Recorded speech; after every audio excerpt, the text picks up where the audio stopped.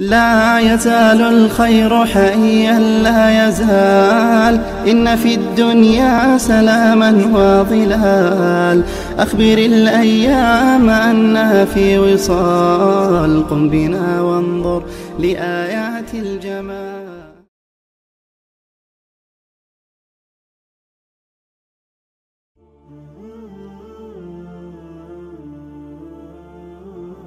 Maka kata ulama itu nopo diperbolehkan meninggalkan sholat selain 4 tadi, tidur, lupa, menjama, dan juga karena dipaksa atau diancam untuk dibunuh jika tetap sholat.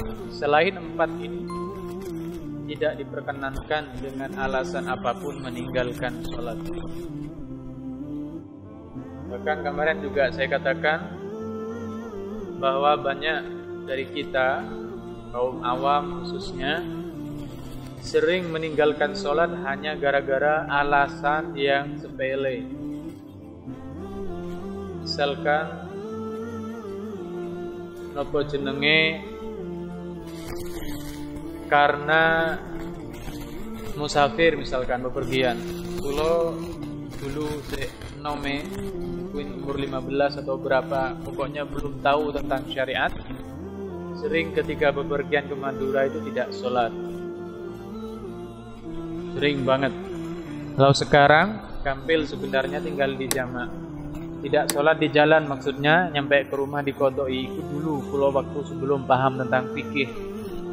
Terus hanya gara-gara bepergian tidak sholat, hanya gara-gara sakit dikit, pusing, tidak sholat, panas dikit, tidak sholat, karena ada nopo nikahan, tidak sholat, mergawe titik, tidak sholat, akhirnya kegampang.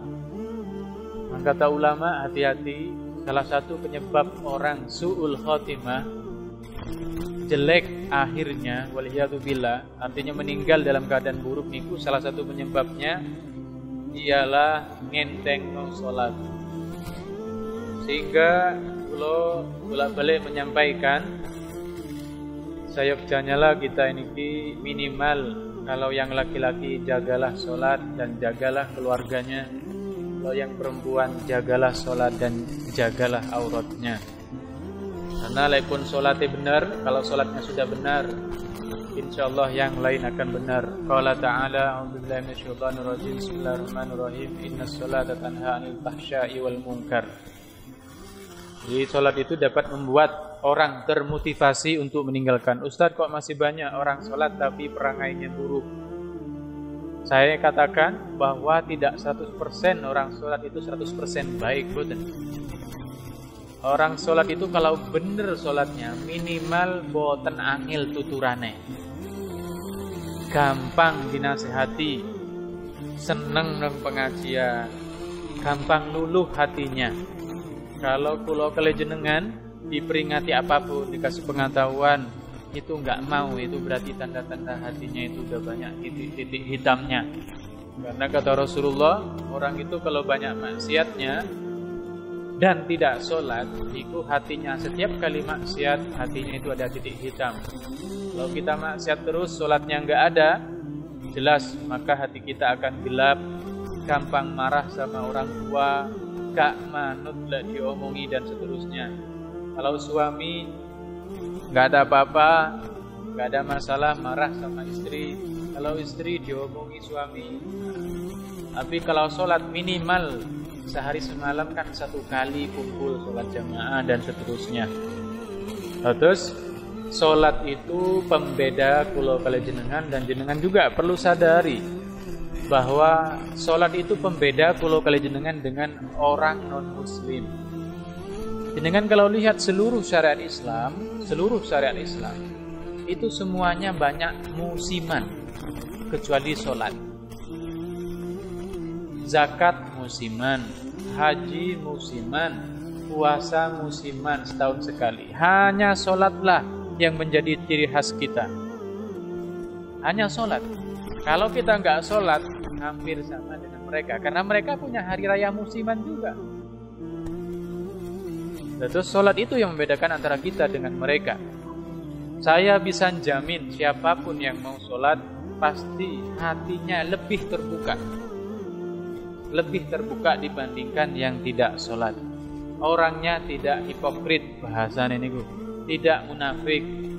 Kalau orang yang sholatnya benar, di depan orang baik, di belakang orangnya jelek, biasanya itu tanda-tanda orang munafik seperti itu salah satunya.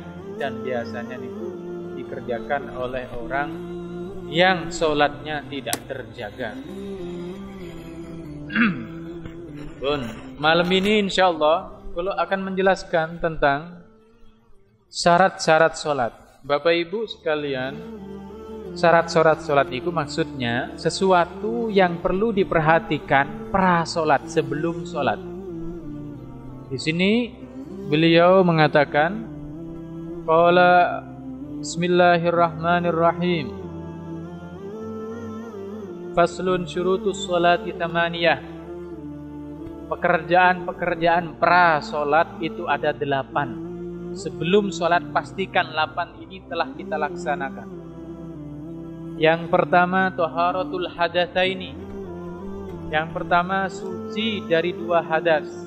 Dulu kita belajar hadas kecil karena kencing, karena entut, karena menyentuh yang bukan mahram dan seterusnya, itu hadas kecil. Hadas besar karena junub, karena keluar mani, karena dan seterusnya. Dulu kita jelaskan semuanya. Kita sebelum sholat pastikan bahwa kita telah suci dari 2 ini.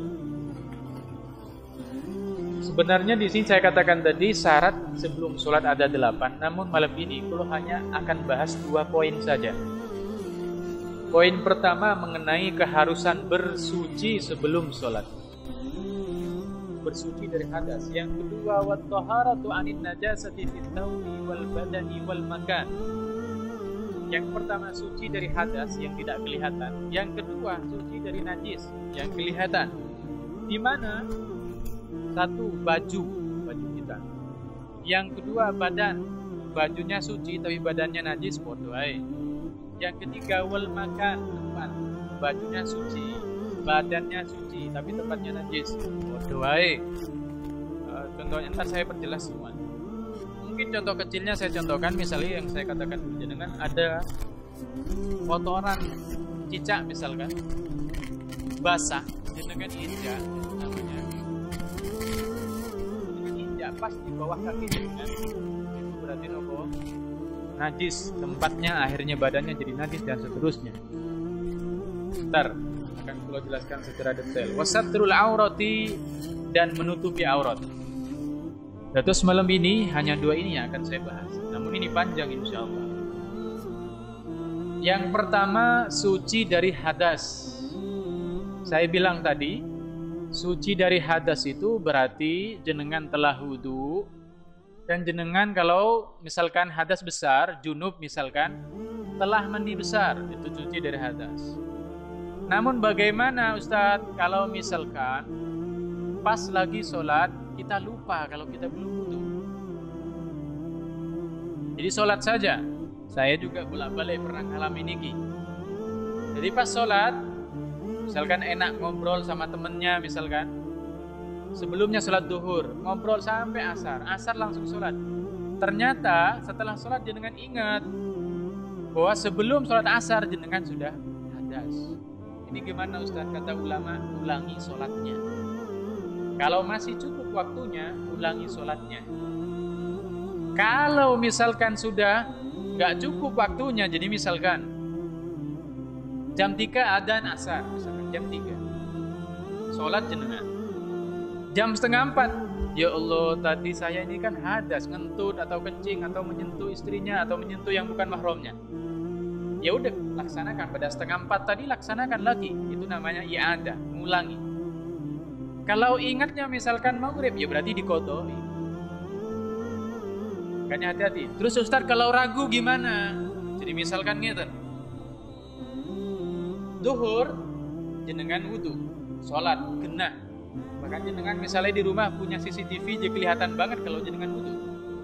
Nah, duhur. Setelah itu jenengan ngobrol, ngomong-ngomongan. Setelah itu jam 1:30 atau jam 2 jenengan nopo atau jam 2:30 dengar adzan untuk adzan asar. Pas adzan jenengan ragu, setelah adzan jenengan ragu. Oh iya, saya tadi ngentut apa enggak? Kata ulama, kalau ragu padahal jenengan yakin sebelumnya duhur wudu, namun jenengan ragu ngentut apa enggak, berarti jenengan suci. Jadi jam 1 atau jam 12 sholat. Oke, suci. Terus jenengan suci. Jam 2:30 adzan, jenengan mau sholat ragu. Aku duwe wudu apa ora? Kata ulama berarti punya wudu. Kenapa? Sebab jenengan yakin jenengan pernah wudu. Jenengan ragu nopo? Kentut. Wal yaqinu la yuzalu bisyak. Keyakinan itu tidak bisa gugur gara-gara hanya prasangka atau mamang. Ya udah sholat lagi. Namun lebih utama langsung saya le umpamane wudu malih supaya jenengan yakin. Saya sering jadi misalkan sholat 1:30 dan 1:30 dulu kan itu misalkan jam 2 selesai wiritan atau apa, setengah jam lagi 2:30 itu kan asar. Biasanya saya ragu yang istri belum atau kayak tadi kayaknya ngentut. Saya katakan saya masih punya wudu. Kenapa? Meragu. Wuduknya kan yakin tadi sudah wudu. Yang diragukan itu ngentutnya atau menyentuh istrinya. Pun berarti punya wudu. Tapi saya biasanya tetap tapi seandainya langsung saja sholat bukan wudu karena kecuali yakin. Contohnya jam 12 sholat zuhur. Jam 12 sholat zuhur. Jam 2:30 adzan selesai jenengan ragu tadi nyentuh istri apa enggak. Jenengan punya CCTV, dilihat CCTV-nya ternyata nyentuh istri, ya sudah batal. Yang dipermasalahkan itu lek ragu. Lek yakin wudu, ragu batal berarti punya wudu. Lek yakin batal, ragu wudu apa durung, tapi tadi ngentut, udah wudu apa durung berarti batal. Paham ya? Terus pastikan dulu jenengan hadas apa enggak. Jadi tadi kalau misalkan hadasnya itu baru tahu setelah sholat, maka ulangi sholatnya. Kalau sudah keluar waktunya berarti dipotongin. Dan jenengan nggak dosa karena lupa itu nopo sifatnya manusia. Yang sengaja, yang dosa itu kalau sengaja. Kalau enggak gitu. Good. Itu namanya hadas. Yang kedua najis. Niki. Najis niki kata beliau ada di baju, ada di badan, ada di tempat. Jadi misalnya jenengan lagi sholat, tiba-tiba wonten cicak nelek mriki, barokah jenengan. Loh. Niku pripun lek telas langsung batal. Udah enggak ngomong. Lek telas langsung batal. Karena kalau telas dan yakin kalau baru jatuh nggih telas kan. Nggak mungkin baru jatuh, kecuali jatuhnya itu nempel di tembok terus pas kering jatuh ngoten. Jenengan lihat telas udah karena nempel sudah.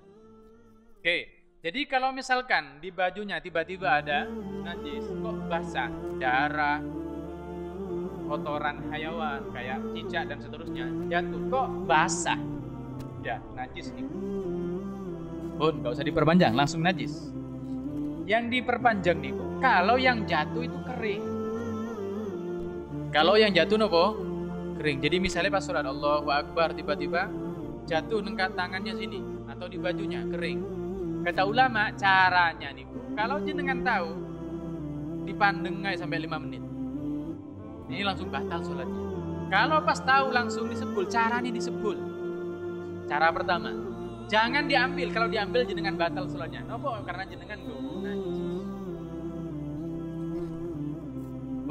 Lek teles, nggak usah batal sholatnya, cuci. Kalau garing, lihat.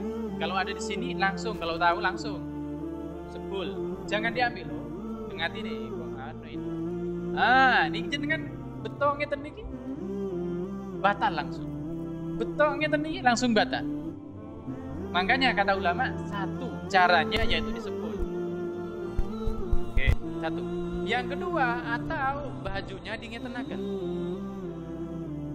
Oke, dingetenaken. Jangan disentuh. Apalagi Ustadz, saya punya misalkan pas gini, saya punya di sini ada bolpen, saya ginikan. Podo batal. Caranya tadi dua. Ima disebul atau bajunya diginikan. Tapi geraknya jangan gini. Batal. Karena jenengan gerak banyak nih. Jadi geraknya nonton mawon. Atau misalkan tangannya gini, Allahu Akbar, jatuh. Gini. Jangan gini. Kalau gini nggak sah. Bun. Jadi caranya kalau garing dua. Disebul, ditiup, atau bajunya diginikan. Kalau garing. Bun. Terus yang berikutnya, ini juga berlaku di badan guys. Jadi misalkan di badan, tadi kan di baju. Yang kedua di badan, sama saja seperti itu. Jadi kalau udah basah, nggak bisa jenengan ginikan, tetap nih nempel. Jadi kalau basah langsung batal. Yang kedua, yang ketiga, jadi di baju, di badan, terus yang ketiga tempat. Badannya suci, bajunya suci, tapi tempatnya misalkan najis. Terus tempat yang najis itu gimana maksudnya Ustaz? Tempat yang najis itu maksudnya yang pas di bawah kaki jenengan atau ketika sujud itu di bawah tangan. Saya contohkan ya. Contoh.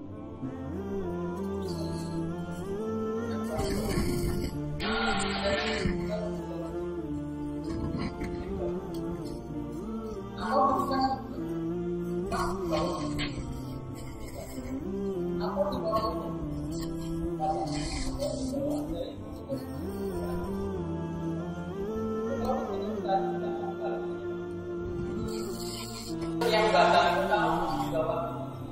makanya kata ulama, seandainya jenengan, kalau zaman dulu Bapak Ibu kan nggak ada keramik, nggak ada tehel, nggak ada mester, kan nggak ada semen. Makanya kata ulama bercerita dulu di Kairo ini Mesir, Al-Azhar, itu kan masjid itu nggak ada nggak ada lemeknya, nggak ada apa-apanya. Ulama itu kalau lagi jalan misalkan ada najis, mereka masuk misalkan atau di tempat manapun bukan masjid misalkan, mereka di luar, mereka sholat itu tinggal nyopot sandalnya dicopot terus sholat. Paham gak? Kenapa? Karena ini misalkan sandal itu kan nyeken gak? Ketika ngeten berarti jenengan bawa sandal. Kalau sandalnya ada najisnya berarti namanya bawa najis. Tapi kalau sandalnya dicopot, jenengan di atasnya, ini yang najis sandalnya bukan jenengan. Makanya seandainya misalkan ada orang, jenengan dikasih kabar, tonggomu meninggal. Kemana sekarang? Di kuburan. Gak apa-apa jenengan sholat di atas kuburan, nyolati dia. Loh Ustadz, sandal saya najis bawahnya. Gak apa-apa, copot sandalnya terus dilepas, jenengan sholat di atasnya. Sah sholatnya. Kenapa? Karena jenengan tidak bawa najis. Kalau sandalnya nggak dicopot, dingetan itu jadi jenengan bawa najis. Makanya tadi nggak boleh jenengan ketika ada kotoran jenengan pegang, karena ini namanya bawa najis. Paham gak? Jadi yang batal itu. Jadi misalkan jenengan sholat pas di bawah perutnya nggak nyentuh, ada najis, nggak batal, cuma makruh. Seandainya jenengan lagi sholat tiba-tiba dari atas jeblok kotoran cicak, ya udah jangan dianu aja di atas, nggak apa-apa. Jadi misalkan di bawah dagu sih nggak apa-apa. Yang penting jangan tempat sujudnya, jangan tempat tangannya. Paham ya? Bun. Nah, terus yang pertama tadi suci dari hadas. Tadi sudah saya detailkan bagaimana kalau ternyata hadasnya ketemu setelah sholat dan seterusnya. Bagaimana kalau ragu hadas apa enggak, sudah saya bahas. Berikutnya suci dari najis di badan, di baju, dan di tempat. Dan udah saya jelaskan kalau caranya misalkan di baju, kalau kering kayak apa, kalau basah kayak apa. Terus kalau di tempat yang disebut tempatnya itu nggak boleh najis itu gimana? Jadi jenengan boleh Bapak Ibu, misalkan sholat id di lapangan, terus nopo sejadahnya di pojokannya ono telek, nggak apa-apa bawa. Kalau nggak ada lagi, Tapi kalau bisa sucikan dulu. Udah nggak bisa, takut menangi sholat, jenengan bawa saja. Pojoknya ada, nggak apa-apa sholat. Yang penting, nopo, najisnya tadi tidak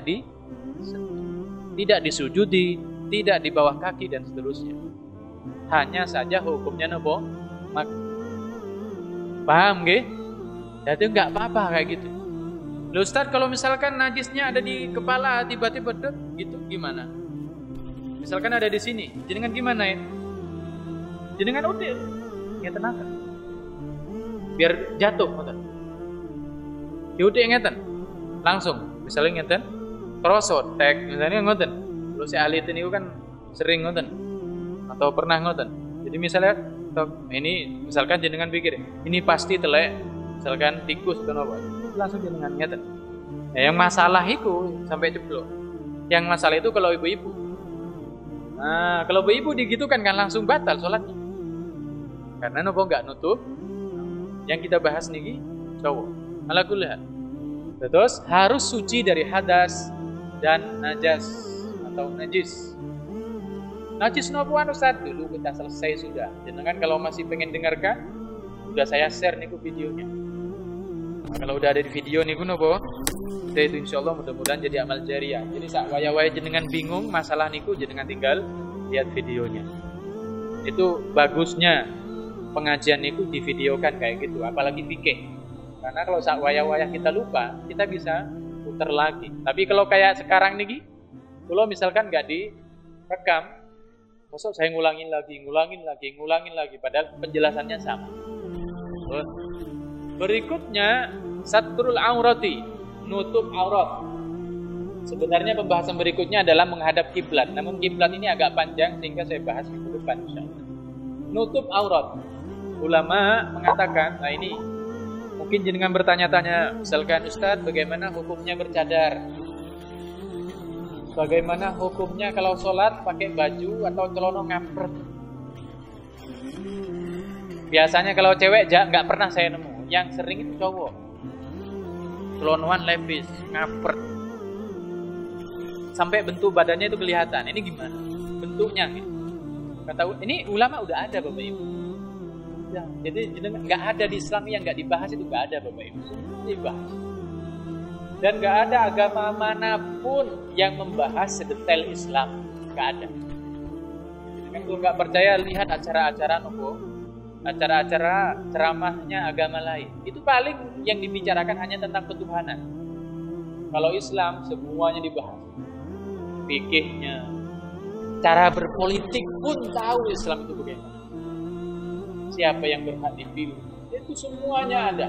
Kapan kita memilih, hukumnya memilih itu apa. Kok gitu? Wong jenengan teng WC lah diurus sama Islam. Piye cara ngelangkai, kapan keluarnya. Orang angop diurus sama Islam. Cara angop yang baik gimana? Orang angop itu pada biarin sampai kelihatan mota apa dikasih tahu. Bersin caranya bagaimana, kalau bersin itu setelahnya diapain, itu ada cara Islam. Nggak ada satupun dalam Islam itu yang luput. Jadi kayak misalkan Ustadz emang zaman Rasulullah ada celana ketat, ya nggak harus ada tuh. Tapi itu udah dibahas. Qala al-auratu arba'un. Aurat itu ada 4 macam. Auratul rajuli mutlaqan wal amati fis sholati ma baina surrati wa rukbati. Yang pertama aurat laki-laki, baik di dalam atau di luar salat, atau budak perempuan di dalam salat. Mungkin sebelum saya lanjut, Bapak Ibu, di zaman Rasulullah sallallahu alaihi wasallam atau awal Islam itu perbudakan masih ada, masih ada. Namun ulama mengatakan setelah Rasulullah meninggal, itu Madinah itu udah nggak ada budak lagi. Sekitar 100.000 sudah merdeka. Istilahnya kalau dalam bahasa Arab itu ada abdun, ada amah. Amah itu berarti budak perempuan, abdun itu budak laki-laki. Walaupun sekarang niku masih usum, walaupun ilegal, orang itu diperbudak dan seterusnya. Pun, yang pertama auratnya laki-laki baik di luar atau di dalam sholat. Dan juga auratnya budak perempuan ketika sholat. Mana batasnya? Qala ma baina surrati war rukbati. Laki-laki itu auratnya baik di luar atau di dalam sholat itu ma baina surrati wa rubbati, atau budak perempuan tadi. Jadi ada cowok atau budak perempuan itu auratnya yaitu di antara pusar dan lutut. Makanya seandainya ada orang sholat pakai celana pendek, sah nopo boten dilihat. Kalaupun celana pendek, tapi celana pendeknya itu nopo menutupi lutut, kata ulama sah. Dan juga nopo pusarnya, udel ketutup atau sebagian itu nopo ketutup, maka berarti sah. Kan kula nopo pernah ningali video niku, nggak tahu orang muslim apapun non muslim. Pas mungkin dia saking khusyuknya nggih. Dia main-main di pantai, nggak tahu banyak orang apa dikit orang. Dia itu pakai sual cekak ngoten di atas lutut, dia sholat udah kelihatan. Ini gimana coba? Jenengan ngadep presiden aja lah nggak pantas. Ini ngadep Allah jenengan kok kayak lagi ngadep temen nih. Ya Allah kalau seadanya, kecuali darurat. Darurat misalnya gimana? Ada di hutan, nggak bisa menutupi kecuali nopo di antaranya sholat nggak apa-apa. Beda itu kondisi darurat beda. Pun jadi yang pertama aurat laki-laki baik di dalam atau di luar sholat itu adalah nopo di antara pusar dan lutut. Di antara pusar dan lutut. Jadi misalkan ada laki-laki misalkan udah seperti itu, ya berarti dia nopo sah sholatnya dan tidak berdosa. Terus Ustaz, bagaimana hukumnya kayak sepak bola itu Ustaz? Misalkan sepak bola ini pripun? Sepak bola itu rata-rata celana pendeknya itu di atas lutut. Makanya kalau sujud syukur pas sepak bola itu sujud syukurnya nggak sah. Jadi kalau jenengan tahu sepak bola itu ada pemain Liverpool Muhammad Salah gitu. Itu kalau nopo setelah ngegolin biasanya sujud syukur. Apa haram Ustaz? Seharusnya kalau menurut mazhab Syafi'i yo haram. Tapi karena dia nggak tahu, mungkin ya nggak tahu nggak. Tapi nopo tetap dia aja berdosa kalau kayak gitu. Sebenarnya sujud niku nopo tetap hukumnya seperti sholat, harus nutup aurat. Jadi kalau dan harus suci. Ala kulli. Jadi niku auratnya laki-laki. Saya bacakan dulu. Wa auratul hurrati fi shalah jami'u badaniha ma siwal wajhi wal kafaini. Auratnya perempuan kayak jenengan-jenengan, kayak ibu-ibu misalkan, kan ini bukan budak. Kalau budak beda, budak perempuan beda. Tadi, kalau budak perempuan dalam sholat itu, budak perempuan niki ma baina surra wa rukbah, di antara lutut dan pusar. Tapi kalau merdeka, perempuan merdeka kayak orang biasa, niki auratnya seluruh badannya ma siwal wajhi wal kafaini, kecuali wajah dan telapak tangan. Telapak tangan ini luar dan dalam. Jadi udah bener biasanya ibu-ibu itu di sini ada ikatnya, terikat, terus niki luar dalamnya kelihatan. Terus wajahnya niki harus nutup ini. Jadi ibu-ibu hati-hati. Biasanya kalau pernah ningali, nggak tahu di mana, apa istri saya apa siapa saya lupa. Pernah ningali orang sholat perempuan niku di sininya ini rambut ini kelihatan. Ibadah. Jadi ini harus ketutupan. Biasanya ibu-ibu tahu biasanya pakai ikat. Atau kalau pakai ikat, rukunya atau mekenanya biasanya ketutup gini. Ketutupan. Dan ini dagunya ini kesebagian tutup. Jangan semua, jangan enggak usah gini. Sebagian dari dagu ketutup. Sebagian dari dagu napa? Tutup niki. Tadi saya bilang auratnya perempuan merdeka. Jadi kayak panjenengan ini kan udah gak ada budak perempuan lagi. Dalam sholat itu seluruh tubuhnya termasuk kaki. Jadi makanya kalau sujud kok tiba-tiba tumitnya kelihatan maka batal. Kecuali kelihatan langsung ditutup. Gak batal. Jadi krosol langsung tutup. Dibiarin baru kelihatan, baru dapat 2 menit atau 1 menit baru ditutup maka batal.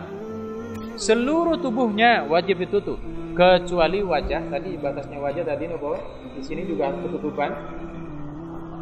Dagu, sebagian dagu juga harus ketutupan. Dan kecuali juga telapak tangan luar berarti niki dalamnya. Jadi sampai niki.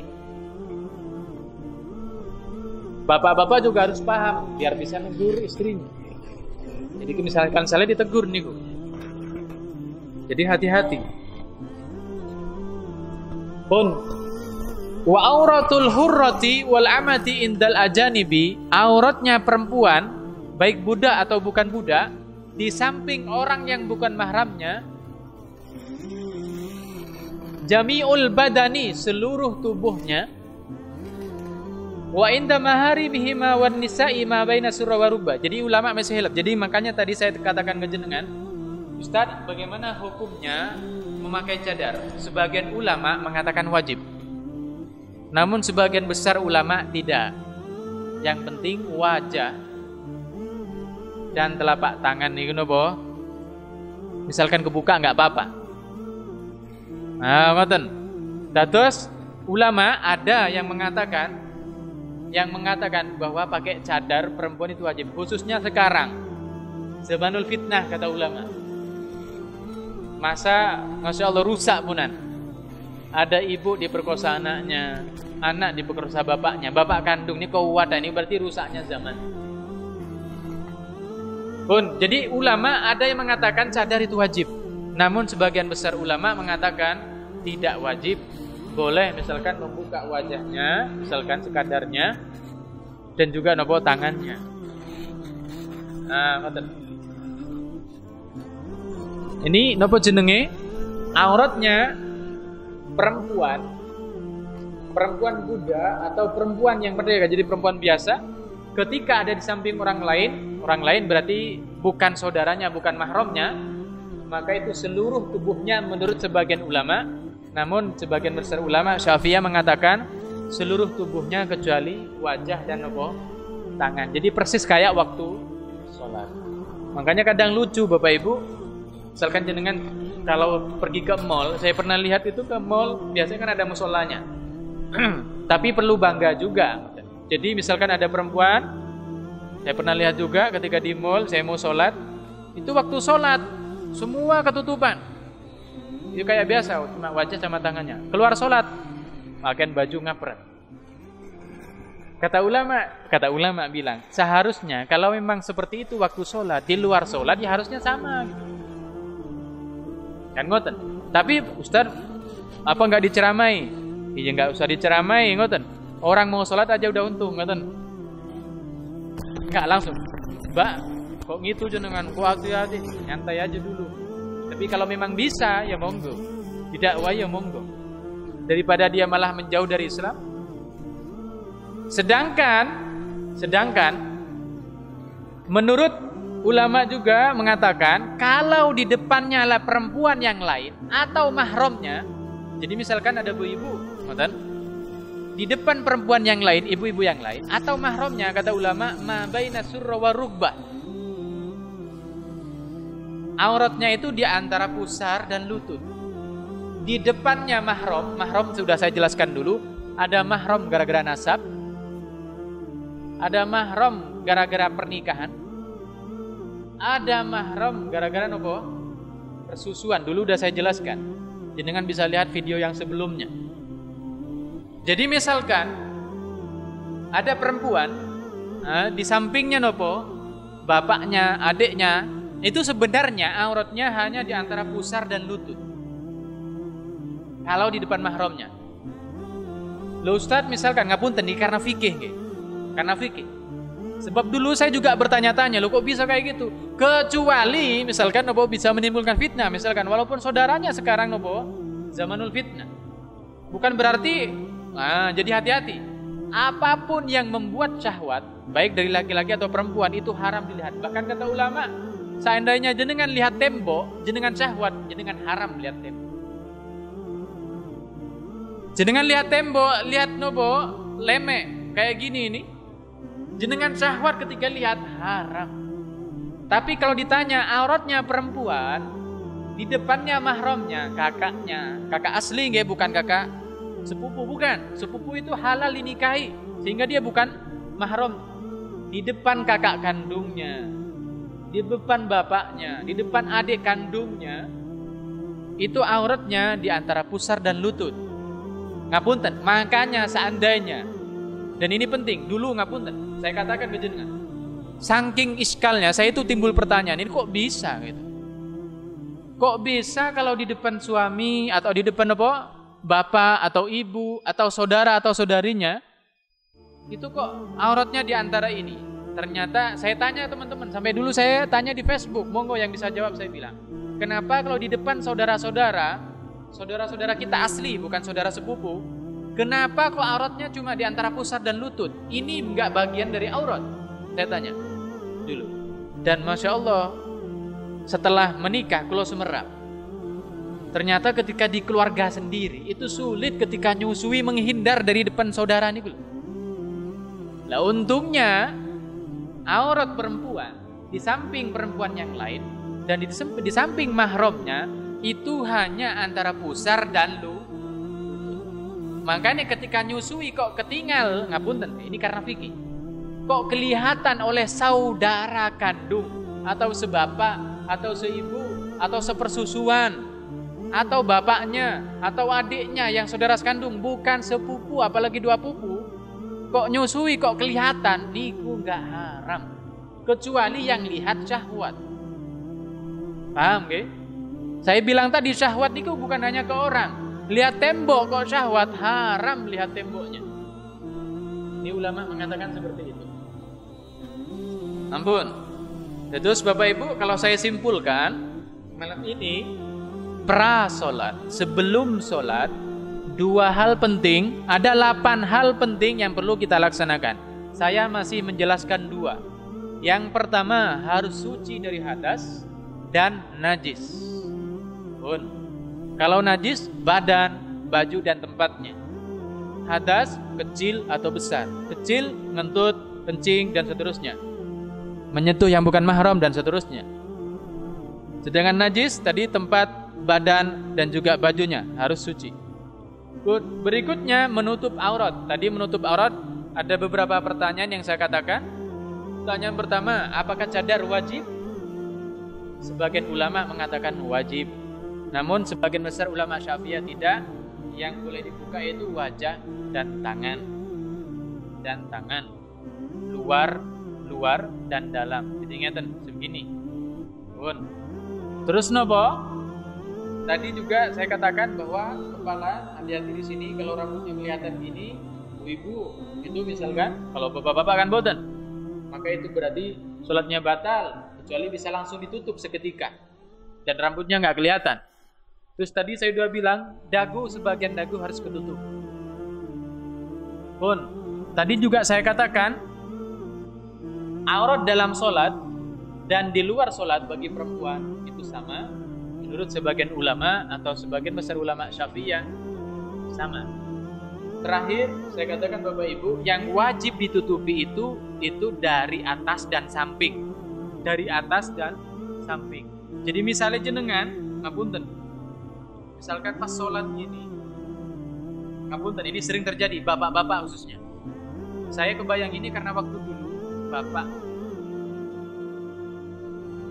bapak tiri saya ketika sholat itu sering kalau sholat sunnah nggak pakai baju, jadi cuma sarungan, nggak apa-apa.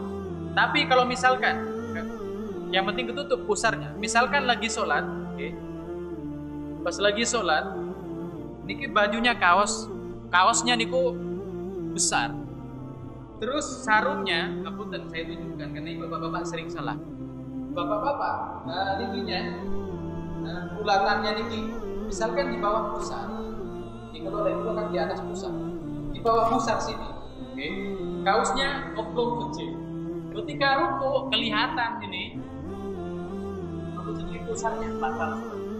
Makanya seandainya nggak pakai baju dan pakai sarung agak diginikan, sehingga kalau ketika ruku tidak kelihatan. Karena yang membatalkan itu ketika kelihatan dari atas atau dari samping.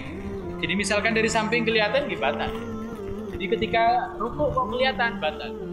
Makanya kalau lek sarungan mesti ini bulatannya ini ada di atas pusar. Lurusnya ke belakang juga luruskan. Jadi kalau misalkan saya bilang tadi, Ustaz apa berarti nggak boleh pakai kaos? Boleh. Yang penting pusarnya tertutup. Pusarnya tertutup. Dan lututnya juga tertutup sebagian. Pun Hati-hati niku. Khususnya nopo bapak-bapak seperti ini. Terus Ustaz misalkan sholat di atas tingkat, kelihatan dari bawah misalkan, nggak apa-apa, karena yang bawah nggak wajib ditutupi. Yang wajib ditutupi itu yang dari arah atas. Jadi misalkan ini gede sampai kelihatan begini, pusarnya maka batal. Berarti itu nggak menutupi aurat. Punten saya jawab punten.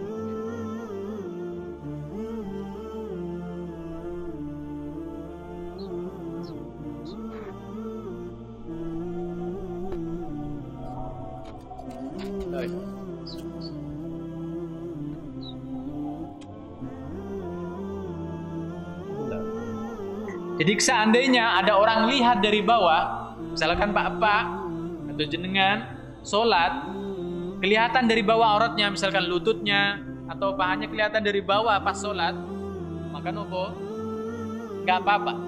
Yang bahaya itu kalau kelihatan dari samping atau dari atas, kayak tadi ketika ruku ternyata kelihatan, maka batal sholatnya. Dan yang perlu jenengan juga ketahui, yang wajib itu adalah menutupi warna kulit. Jadi misalkan baju kayak gini kan jenengan gak ngerti warna kulit kulo nopo, hitam atau nopo.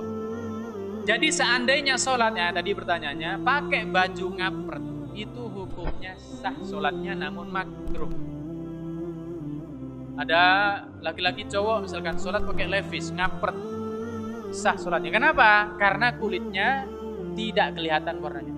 Lah Ustaz misalkan sholat, terus ketika kena matahari itu terawang, batal apa enggak Ustaz? Enggak batal. Karena yang penting ketutupan ketika dilihat mata langsung.